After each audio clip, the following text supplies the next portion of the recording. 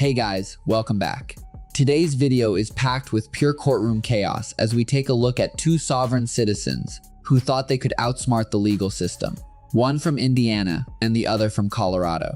From bizarre arguments to unbelievable courtroom moments, both of these cases quickly spiral into complete disaster in front of the judge. You're going to see confidence turn into confusion, excuses fall apart in real time, and some truly embarrassing moments that are impossible not to laugh at. Trust me, these courtroom meltdowns only get crazier as the video goes on, so buckle up and let's dive right into the chaos. Okay, this is cause number 4060022511 MF180. On the Zoom, who do we have? Kurt Laker, Your Honor, for the plaintiff, Rocket Mortgage. And then present in court, I'm sorry, sir. She told me you were hard of hearing. I need to speak up. Can you hear me okay, sir? Yes. Okay. Let me know, is that thing working better? Yeah. Okay, thank you.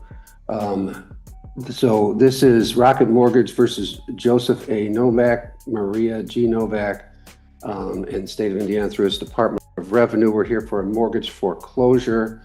There's been some things filed and we set this for hearing to try to sort things out. And sir, you filed some things contesting jurisdiction and service, is that correct? Yes. Okay. What would you like to argue to the court? Capacity. I don't know. Trial Rule 17A, the plaintiff must identify the real parties and interests. And you feel they have not? You feel they have not done that? Yes. Okay. What else would you like to argue to the court? Jurisdiction, which I guess is part of capacity, I guess. Okay. And you're saying the court does not have jurisdiction? And why are you saying that? Well, I'm asking what capacity. I don't know. I mean, like an officer, police officer, in their capacity as officer, then they can be in their capacity as their private capacity. I'm here in special appearance also. You can always count on sovereign citizens to turn a simple court appearance into a complete circus. Somehow, every special appearance becomes even more ridiculous than the last, packed with bizarre arguments, fake legal theories, and nonstop courtroom chaos. I understand. And that's how you filed your paperwork. Because I think you filed a motion to stay these proceedings pending a clarification of jurisdiction. That was one of the papers that you filed. Yes.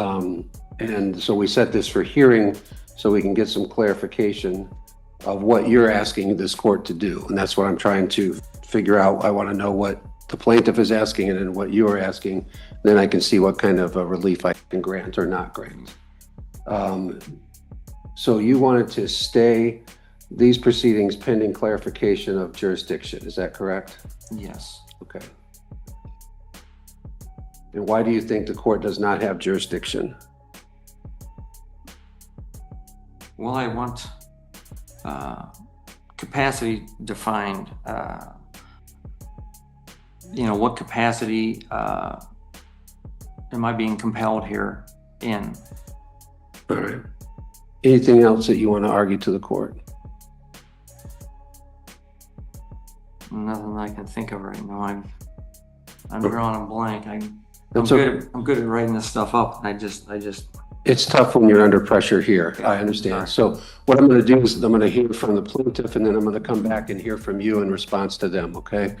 From the plaintiff standpoint, Mr. Novak is contesting jurisdiction, saying that we don't have jurisdiction over him or this case. Any response from the plaintiff? Yes, Your Honor. As the court knows, jurisdiction is acquired by service of summons.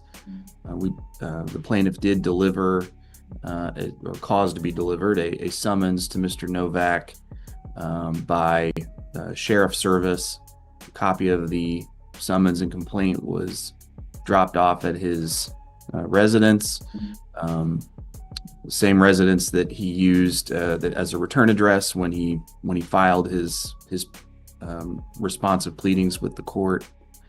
So I don't think there's any dispute that that's where Mr. Novak lives.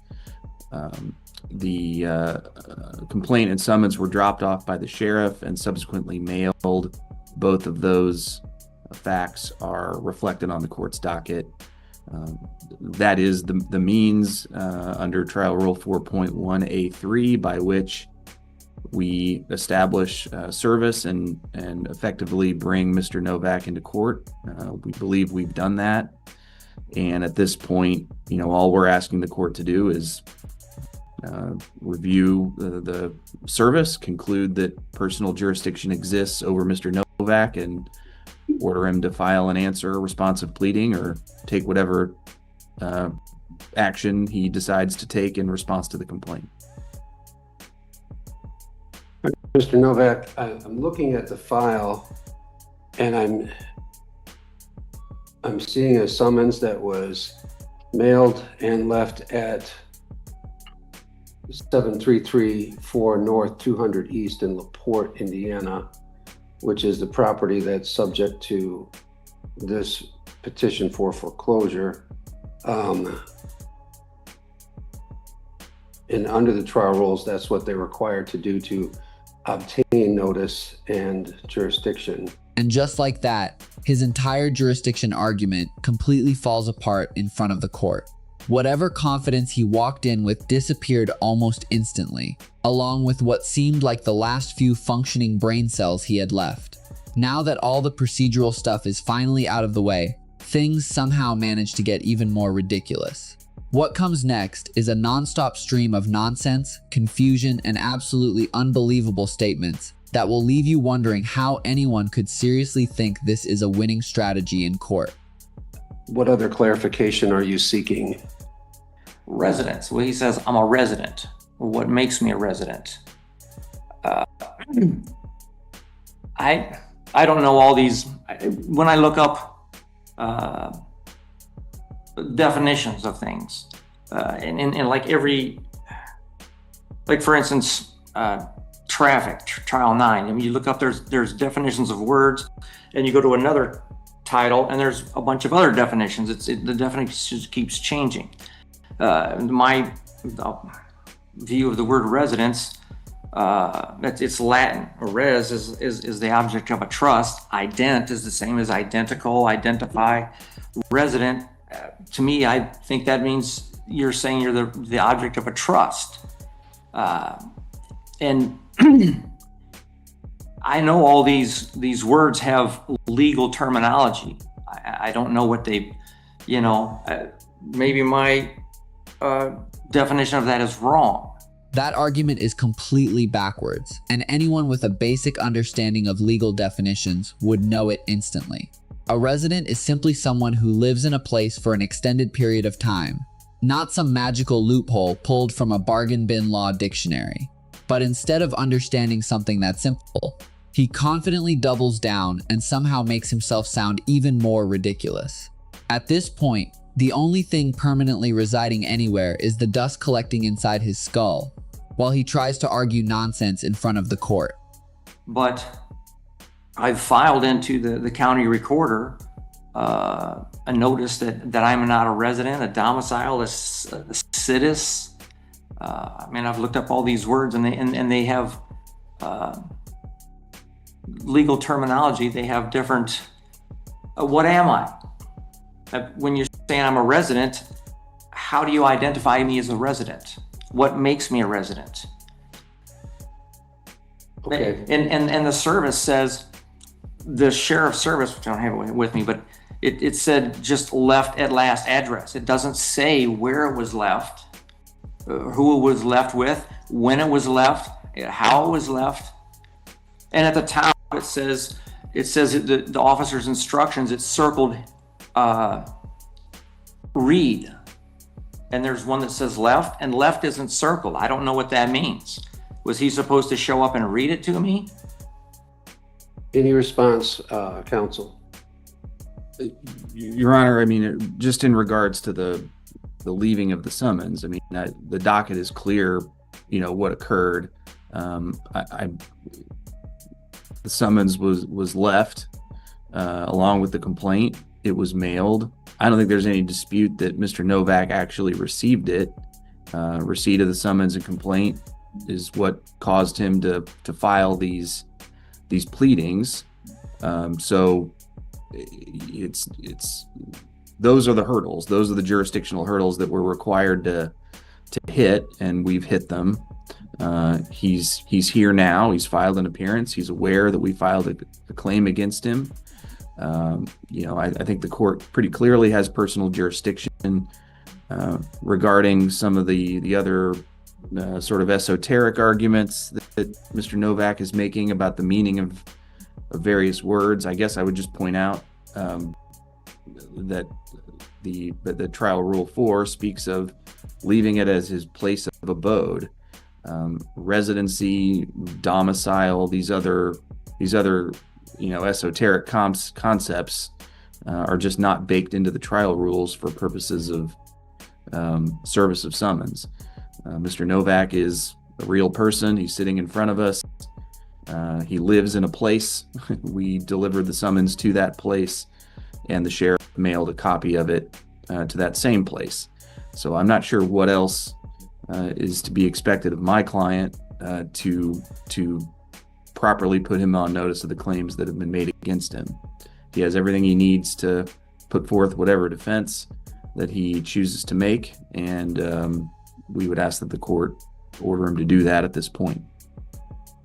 All right, Mr. Novak, I understand what you're saying about resident, and I understand what you're saying about capacity.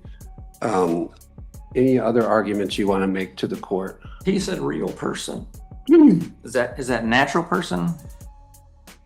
Because when I looked up the definition of person in Title IX, there's 14 entities, and none of them say man or woman. It's a corporation, company, association, firm, society, blah, blah, blah, blah. Nothing says man or woman. Well, there's the first problem right there. He's quoting Indiana motor vehicle statutes in the middle of an eviction case, like it's somehow going to save him. Title IX deals with traffic and vehicle laws, not getting kicked out of a property, which means he walked into court already searching for answers in completely the wrong place. It's honestly impressive how confidently sovereign citizens can misread the law while acting like they've uncovered some secret legal code. So, can I get a definition on what real person he means?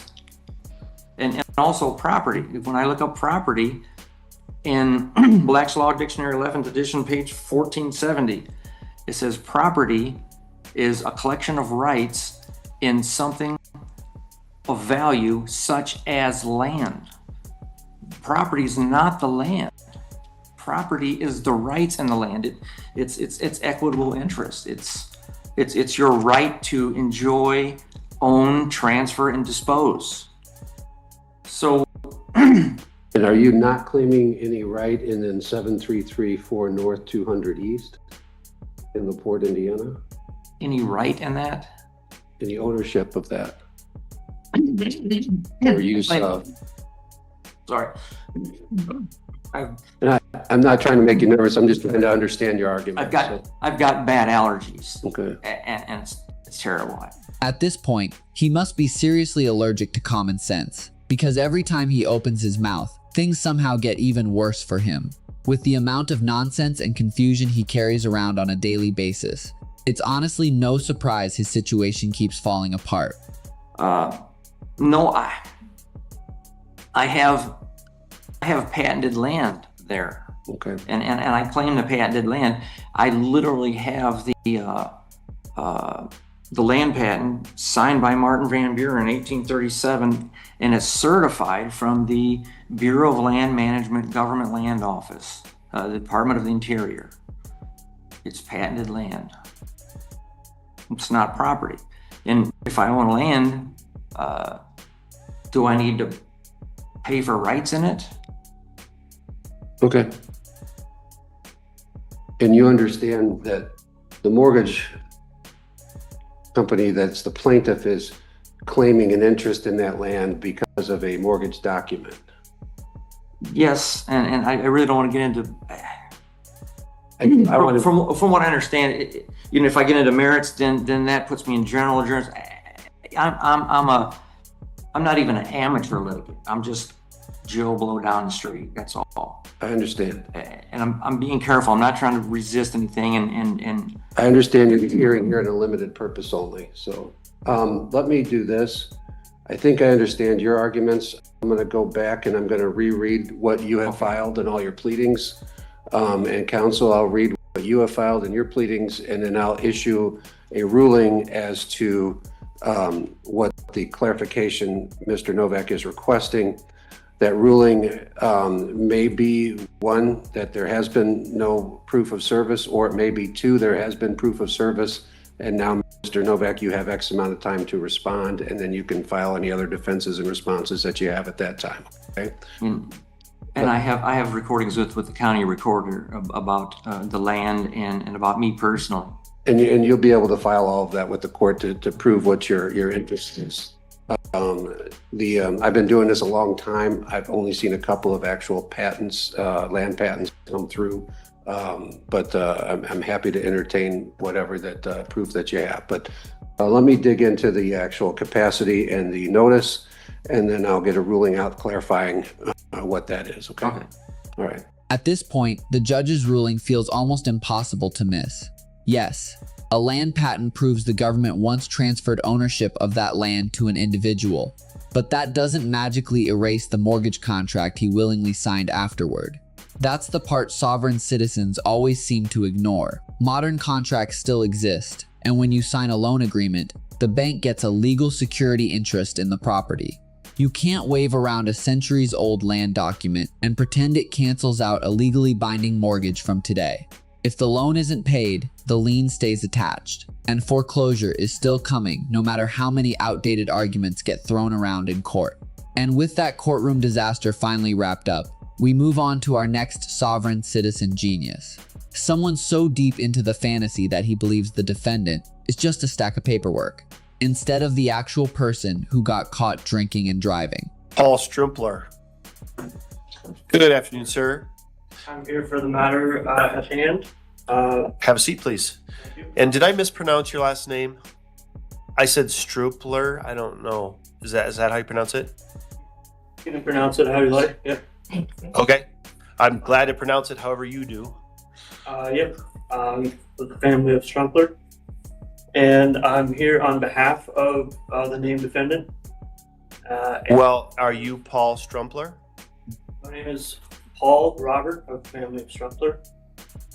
Okay. P, lowercase a. So you're the defendant then? No. Okay, well then you can have a seat because I'm looking for the defendant. Defendant is right here. Okay.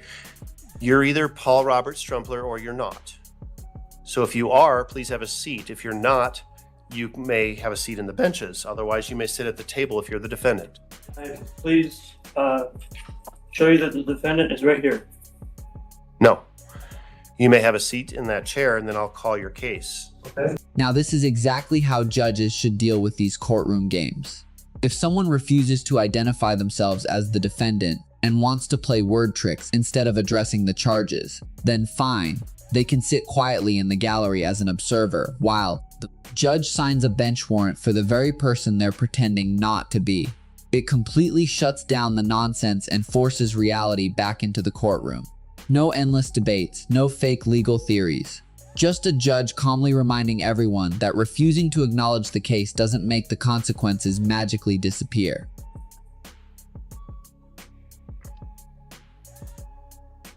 You don't want to, are you not the defendant? I'd like to retain my rights. You can retain your rights, Thank you. but are you the defendant, Paul Robert Strumpler? As I said, I am here on behalf of the defendant for special limited appearance. Can you make sure the microphone is tipped towards your mouth there? Thank you. I'm here under special limited appearance on behalf of the named defendant. Okay, I don't know what that means. I just need to know whether you are Paul Robert Strumpler. You can refer to me as Paul, yes. Okay. I'm going to take it that you are Paul Robert Strumpler, the defendant in this case. I'm going to call the case now. We're on the record in 25T422, People versus Paul Robert Strumpler. Mr. Strumpler is present in court in person, pro se today. Mr. Garrett is here for the district attorney's office. We're scheduled today for appearance of counsel. Mr. Strumpler, last time you were in court, I believe you said that you were considering getting an attorney. Have you obtained an attorney? I was wondering if you had a chance to look over any of the exhibits that were filed recently into the case. I see that you filed a number of things yesterday, Mm-hmm. and I have not looked at them, but based upon their titles, they are meaningless in this case. Well, the reason I brought that up is because some of those documents pertain to the attorney issue. Okay, which one? You could go to the one titled General POA, and I can give you the exhibit number here in a moment. Okay. That would be exhibit 5. All right, I'm looking at what is labeled exhibit 5. Okay, I don't understand what this is. Well, how does this have to do with you getting an attorney? Well, I am a attorney in fact for Paul Robert You're an Strumpler. attorney? Correct, I'm attorney in fact. Okay, what is your bar license number? Attorney in fact is not part of the bar. So, no, calling yourself an attorney in fact does not magically make you a licensed attorney who can represent people in court. An attorney in fact is simply someone granted limited authority through a power of attorney, and that does not give them the legal right to act as courtroom counsel in judicial proceedings. But instead of understanding that basic difference, he walks into court acting like he's starring in his own low-budget legal drama. At this point, he'd probably be far better off hiring a real attorney instead of pretending to be the next Perry Mason, while completely misunderstanding how the legal system actually works. Okay, so then you're not a licensed attorney, so you cannot represent anybody as an attorney, but as I understand it, you're the defendant. So what do you want to do in this case, Mr. Strumpler? Do you want to plead guilty or not guilty? Do you want to get an attorney? Do you want to talk to the prosecutor? What do you want to do? Those are some of your options. I'm wondering if you would please go through the documents pertaining to jurisdiction and the attorney issue so that we can, further have this conversation. If that's going to take some more time, that's fine. I was under the impression that I was here today just to explain whether I would be here pro se or not. I prefer to be here sui juris pro per, and if you prefer pro se, we can go with that. For the record, I prefer sui juris pro per, and it would be nice to know if you have gone through these documents in full so that the information is in both our minds. So let me explain something to you. You can file documents with the court, but they don't mean anything unless you're asking me to do something. If you're asking me to do something, you would file a motion to whatever. I don't know what you might want to Sure. ask me to do. Sure. Just filing, for example, all these documents, ecclesiastical deed poll, all these exhibits, notice, last will, none of this is it's all meaningless. It has no meaning in this case or effect. Mr. Garrett? And Your Honor, because I saw the exhibits that were submitted to our office, and then as well as kind of what we've seen today. I know it's kind of rare for the prosecution to express concerns in competency, but at this time, I think I would be asking, I do have concerns for competency, and I would be asking the court to order an out-of-custody comp eval. Okay. I think I'm going to want you to do that in writing. Okay. I want to have that documented. Okay. So, Mr. Strumpler, at this point in your case, all we're talking about is whether you want to have an attorney or not, and whether you want to plead guilty or not guilty, and set it for trial. So that's what we're trying to decide right now. I'm aware. I would like to know who's bringing the claims and to see the claim before I can plead to any charges. So it's the district attorney, the elected district attorney on Right. behalf of the people of the state of Colorado. They are the ones that are prosecuting you. Right. So they're the ones bringing the charges. May I have a moment to speak further? Because I believe there's some presumptions that are being presumed here that I would like to challenge. Wait, so now he wants to challenge the presumption that he's a natural living person. At this point, the arguments have gone so far off the rails that it sounds less like a legal defense and more like someone desperately throwing random words together, hoping something will magically work. The only thing he's actually proving in court is that common sense left the building a long time ago. For the record, No, you may tell me if you want to represent yourself or if you want to get an attorney. That's one question I have. And the other question you may answer is whether you want to plead guilty or not guilty. Those are the two questions I have for you today. Those are the questions you may answer. I'm here on behalf of myself. I've given you, again, I don't have the charges in front of me, so if you can provide them to me, that would be great. But I So can't. the only thing that I have in your case, sir, is I have the affidavit in support of warrantless arrest. Right. And I have the complaint with the charges, so I'm printing those out for you. Great. Thank you. You're welcome. So what do you want to do with regard to an attorney? Do you want to represent yourself, hire your own attorney, or apply for the public defender to represent I'll you? represent myself. Represent yourself, okay. Sure. And then do you want to plead not guilty and set the case for trial today? Or do you want to enter into negotiations with the district attorney?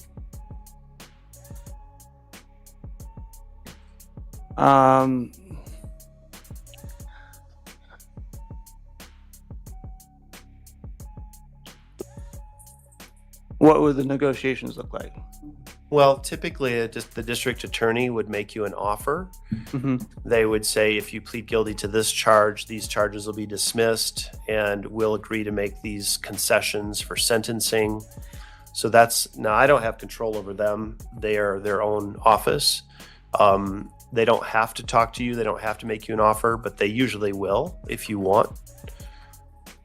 Right. I would like to ask about the administration of the estate and how we can just take care of it, possibly more so in the private. Is there any reason we can't move this into the private? This is a criminal case, so Mhm. you are facing possible jail time.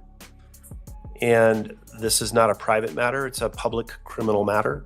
Okay. Did we give him those documents? You can go ahead and do that. Thank you.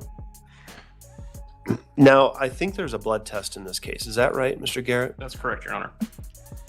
So, Mr. Strumpler, I'll come back to you. Mr. Garrett, how would you like to proceed on this case? Would you like to set this for trial? Would you like to just have a status conference for the blood test results? What's your perspective?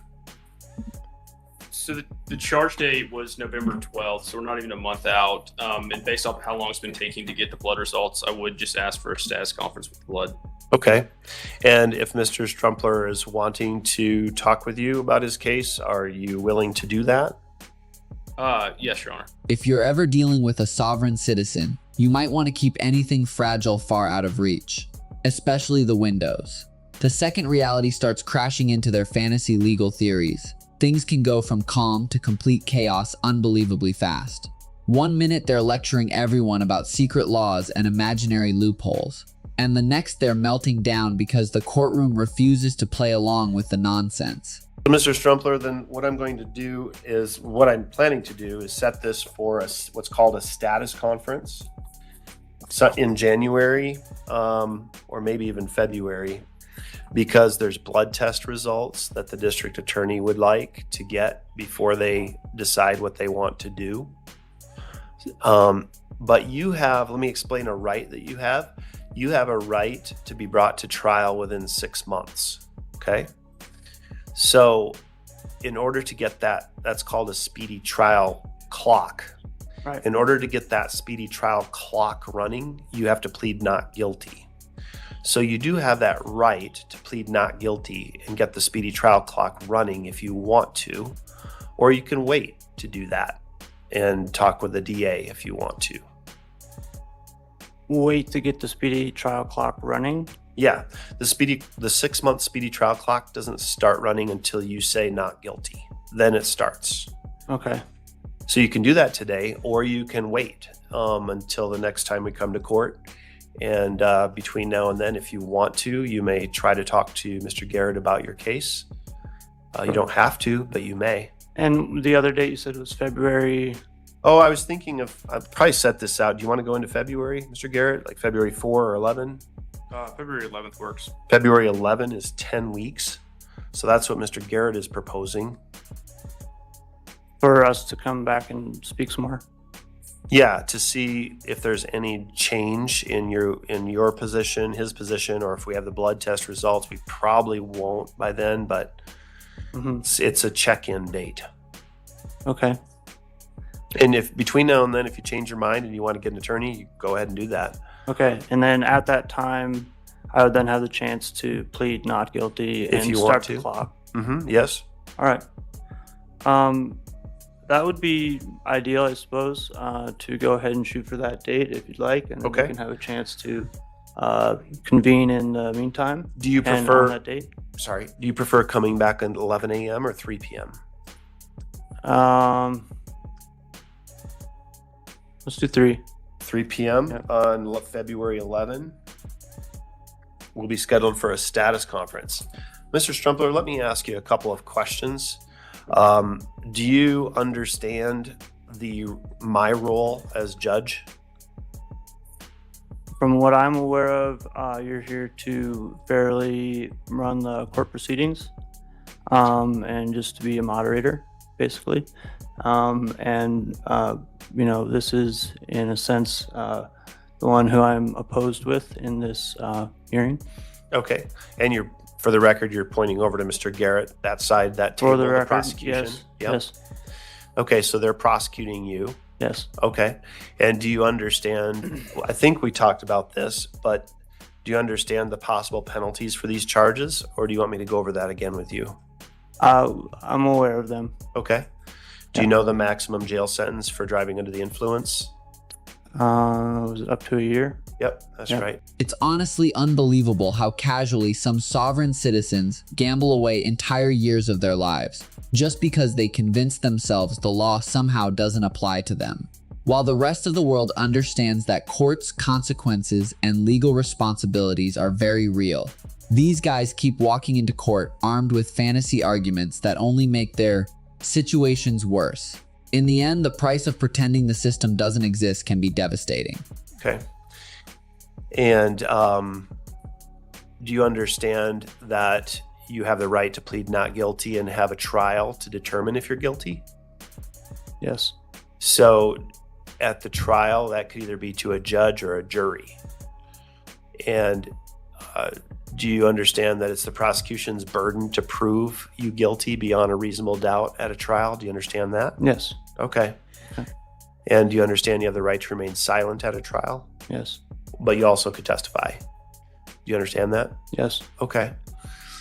Mr. Garrett, it may be obvious. I'm trying to probe a little bit into competency. Any other questions that you can think of that you'd recommend I ask regarding competency? Not this time, Your Honor. Okay. All right, Mr. Strumpler, do you have any other questions for me today? I suppose I would just like to know if I can get the best contact information from you. Thank you. All right. Yep, Mr. Garrett. That way So the we can- DA's office is in this courthouse downstairs on the basement garden level back in that corner. Mhm. And so you can go talk to them. Have you received all the discovery in your case yet? All the police reports, body on Haven't camera? received nothing. Okay. So that's your responsibility to go get that, Sure. but it's available for you. Okay. So you can go downstairs and obtain that information, okay? Okay. And I would recommend you do that. Yep. Okay. Any other questions? The particulars for this next date, will be coming. How do I receive that information in writing? I don't know exactly what you mean, but the That's- February 11 date, Yeah. we're calling it a status conference. We're going to Okay. check. We're going to check on the blood test results. I'm going to check with you to see if you've changed your mind about an attorney. I'm going to check with Mr. Garrett to see if anything has changed about the case. And it's really just a check-in. And you may plead not guilty that day if you want to. That's your decision. All right. That makes sense? Yep. Okay. And again, just so you know, you can file things with the court, but they don't have any effect unless you file a motion asking me to do something based upon some legal argument. Sure. Okay. And yeah, that is the reason I put those in there so that I could call upon them with motions. Okay. Between now and then, can I file motions? You're always welcome to file motions. I will tell you, typically motions are handled at what's called a motions hearing, Mm-hmm. and that's normally after a person pleads not guilty, Mm-hmm. but it's not required to go that way. You can file a motion anytime you want. Sure. And I can do that by mail. Yes? Yep. But your motion does need to have a basis, a good faith, ethical, legal basis in both fact and law. Absolutely. Yep. Okay? Sure. Thank you. I'd like to, do everything as honorably and equitably as I'm able to, and hope we can come to a good closure of this case. Thank Okay. you. Thank you. All right, guys, that officially wraps up today's courtroom chaos.